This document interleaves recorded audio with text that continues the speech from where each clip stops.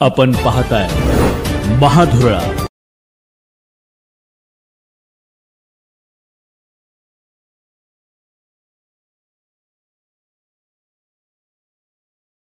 स्थानिक स्वराज्य संस्थांच्या निवडणुका घेण्याबाबत टाळाटाळ करणाऱ्या राज्य सरकारला सुप्रीम कोर्टानं मोठा दणका दिलेला आहे। सध्या सुप्रीम कोर्टात या संदर्भात सुनावणी सुरू होती।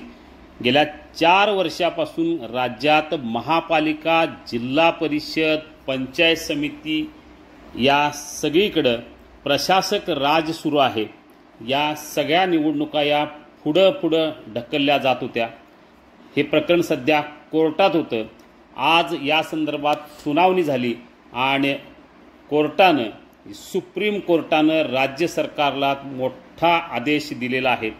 4 महिन्यात या निवडणुका घ्या असा थेट आदेश सुप्रीम कोर्टानं राज्य सरकारला दिलेला आहे। यामुळे आता राज्य निवडणूक आयोगानं तातडीनं या संदर्भात कार्यवाही करायची आहे।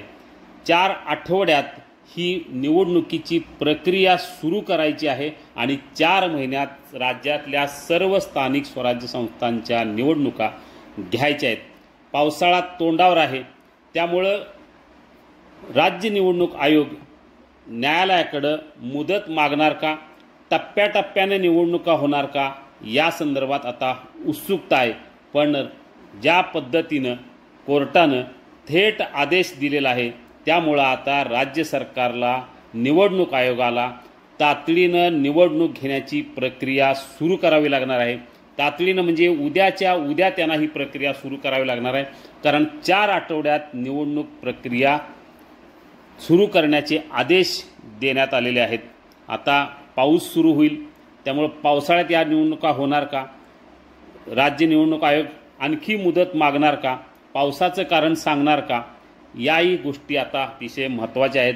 ओबीसी आरक्षणानुसार 2022च्या ओबीसी आरक्षणानुसार या निवडणुका घेण्याचे आदेश आहेत। त्यामुळे ओबीसींचं आरक्षण अबाधित ठेवून या निवडणुका होतील।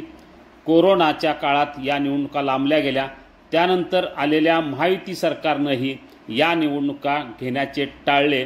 त्यामुळे राज्यातल्या बहुतांशी महापालिकेवर सध्या प्रशासक राज सुरू आहे।